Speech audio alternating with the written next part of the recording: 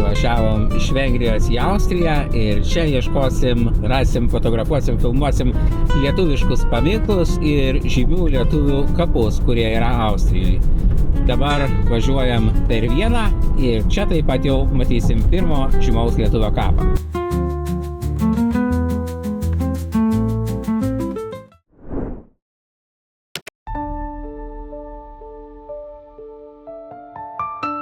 Apytikslę vietą, kur yra Digrio kapas, sužinojom šįryt dar Vengrijoje, Budapešte, kur Lietuvos ambasados atstovai dėjo vainikus prie kapo Vengrijos revoliucijos 1956 metų dalyvių kapų, kur lietuviai yra pastatę savo paminklą. Ir štai ambasadorius Vengrijoje Mindaugas Rukštelė, kuris anksčiau darbavosi Lietuvos ambasadoje Austrijoje, mums ir papasakojo, kur Digrio kapą rasti, tai pagal tai mes jo šiuo metu ir ieškome. Kažkur šičia turėtų būti, dabar kaip paprastai tokiais atvejais einam ir žiūrim visas pavardės pasiskirstę. Štai, kadangi ambasada Austrijoje pagerbė šitą kapą, tai radau tokią nuotrauką ambasados Austrijoje Facebook'e, kur yra nufotografuotas kapas.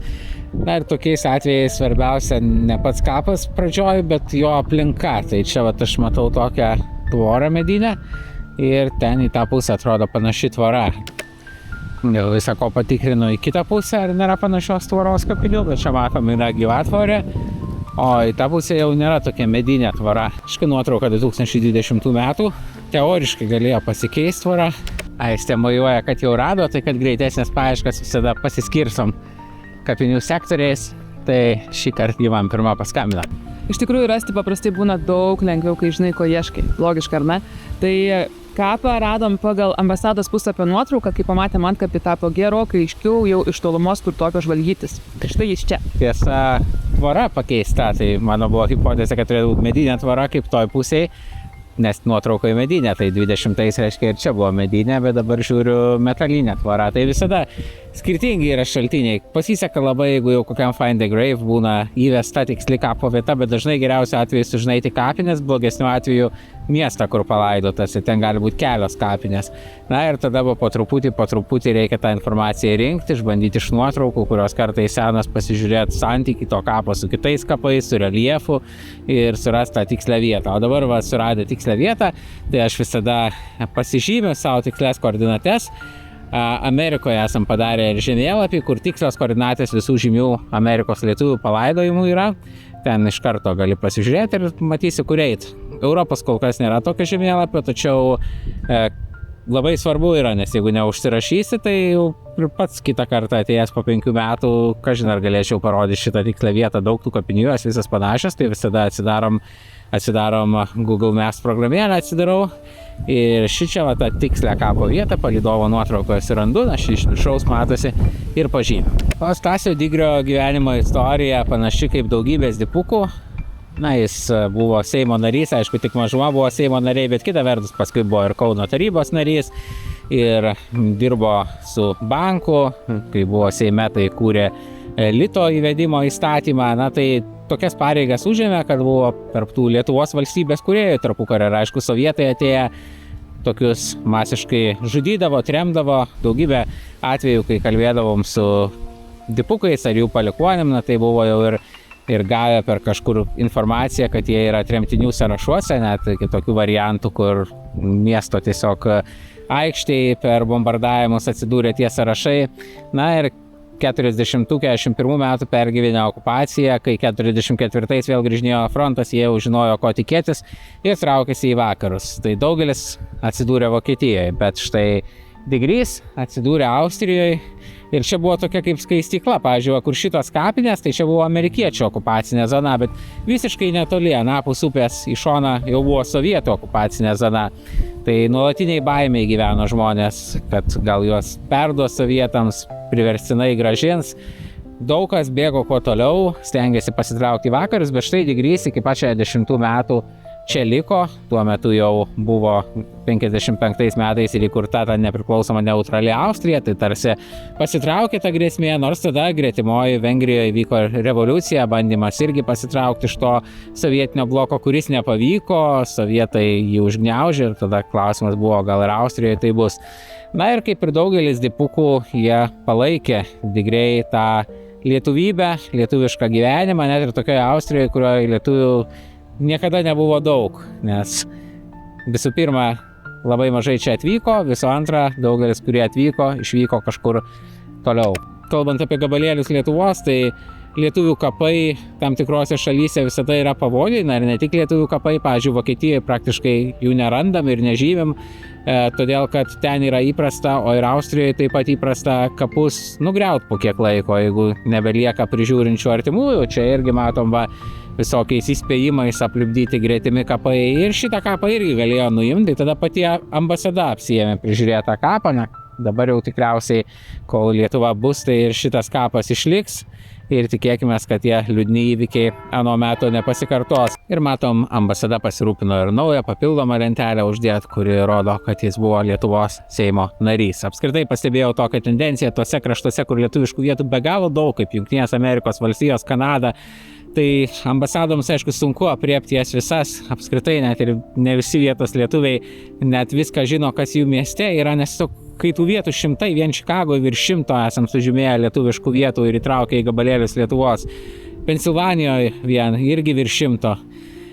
Tai tuo tarpu Europoje yra kiek kitaip, ambasadų tinklas čia didesnis, o tų lietuviškų vietų mažiau. Ir tokiose vietose, kur yra kelios lietuviškos vietos visoje šalyje, pavyzdžiui, keli žymus lietuviai palaidoti, ar tik vienas žymus lietuvis palaidotas, ar vienas lietuviškas paminklas stovi, na tai tokios vietos tampa svarbiu židiniu lietuviškai veiklai, kartu simboliniams lietuviškiams renginiams, kaip visokio vainikų, gėlių padėjimai, ir jie tikrai tos vietos nėra pamirštamos, nes jos yra ta jungtis tarp Lietuvos ir atitinkamos šalies, šiuo atveju Lietuvos ir Austrijos, ir priešingai negu su kokia Amerika, tai tų jungčių su Austrija tikrai nebuvo tiek daug istoriškai.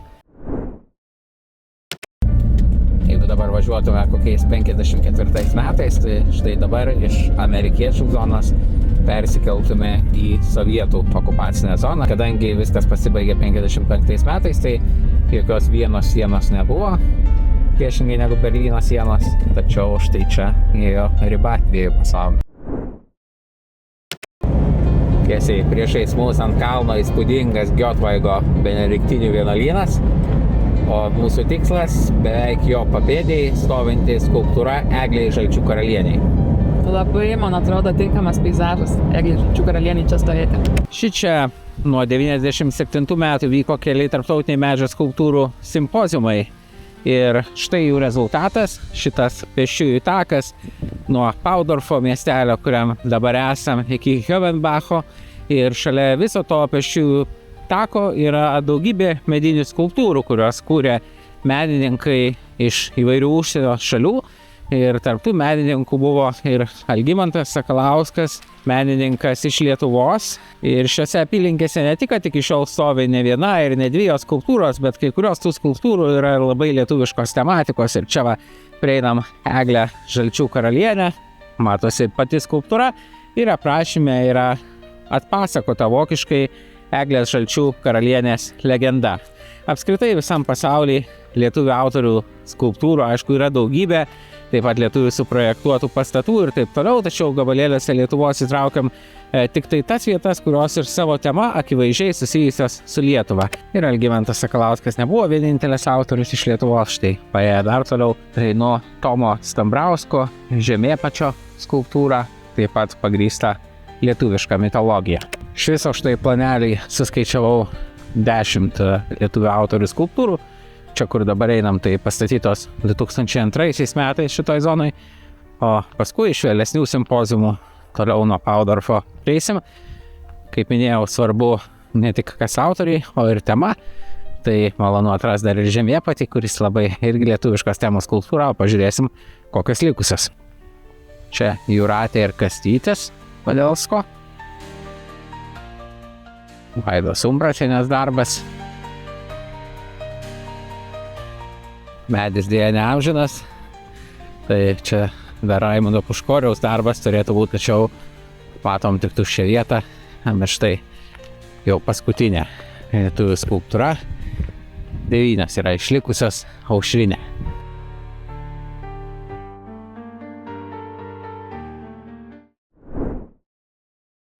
Su gabalėliais Lietuvos lankom į gabalėlį Lietuvos LT enciklopediją įtraukiam lietuviškus paminklus, kurie stovi užsienį, pavyzdžiui, lietuvių mitologijos temom. Ir vienas daugiausiai turbūt tokių paminklų pastačiusių žmonių užsienį yra šalia manęs, Algimantas Sakalauskas. Kaip tie paminklai gimė? Kaip jūs gavote ten kvietimus pastatyti būtent lietuviškus paminklus? Dalyvavome vienose, kitose stovyklose, susipažįstam su tų šalių menininkais. Atsirado kelias pačioje Austrijoje tai pažadinti, plėtoti. Įrodinėjom, kad tai tikrai unikalu, kad Austrija be šito bus ne Austrija.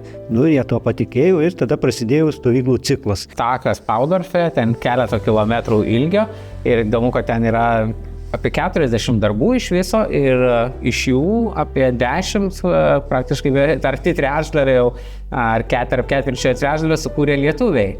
Ir daug tų darbų yra Lietuvos mitologijos temom, ne tik jūsų, Eglė Žalčių karalienė, bet taip pat Aitvaras ir Kaukas ir kitų.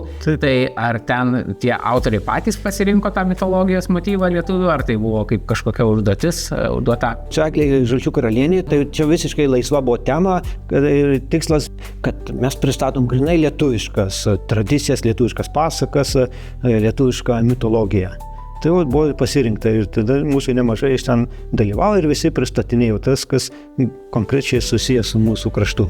Taip, tai Paudorfo tas takas iš tikrųjų įspūdingas iš to, kad turbūt viena didžiausių kolekcijų dabar lietuvių baltų mitologiją grįstų skulptūrų, taip toli nuo Lietuvos. Grioščanau taip pat yra ir prie privataus viešbučio pastatytas didžiulis paminklas jūsų Perkūnui. Kokia istorija jo?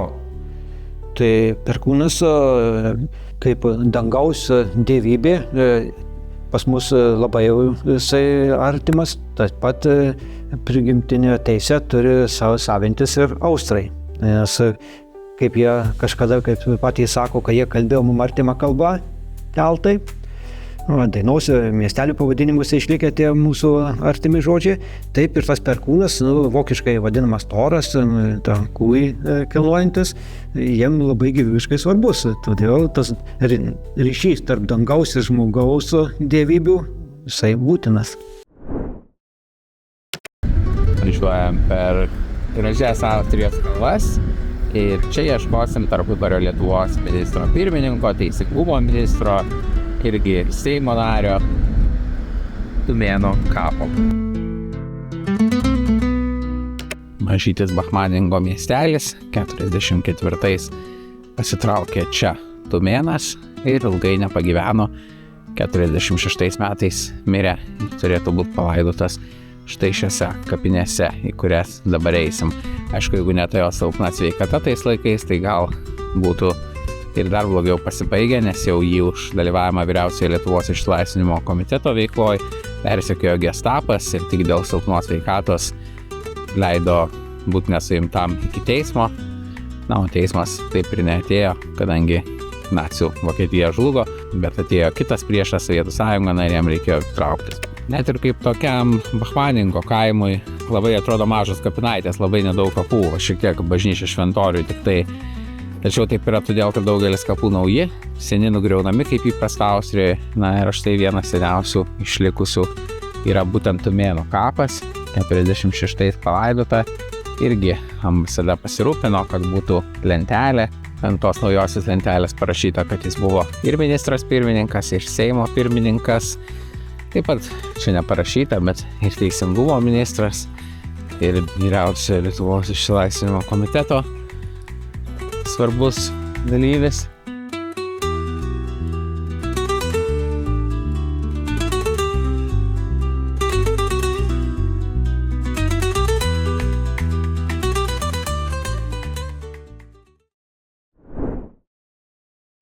Kągi, visas 4 lietuviškas vietas Paudorfe lietuviškų paminklų telkinį Austrijoje užfiksavom Ir dabar grįšim į šalį, kur tų lietuviškų vietų tikrai daugiau nei 4, tai Vokietija. Ir ten važiuosim pro buvusias dipukų stovyklas, ne tokias kaip Austrijoje, kur buvo tik tai sąlyginai pavieniai lietuviai, o kur buvo visa ta pagrindinė dipukų masė. Augsburge turėtų būti išlikęs kryžius, garsaus architekto Jono Muloko statytas lietuviškas kryžius, o paskui dar 2 šalys, kuriuose irgi labai gausu lietuviškų vietų, tai yra Šveicarija ir dar turtingesnė lietuviškomis vietomis Italija. Sekite šitą YouTube kanalą, spauskite like, tada daugiau kam parodys šitą video, daugiau kas galbūt susidomės tom nuostabiom lietuviškom vietom pasaulyje. Pakomentuokite, pasakykite, kas patiko, kas nepatiko, reaguokite. Jeigu turite klausimų, taip pat rašykite į komentarus.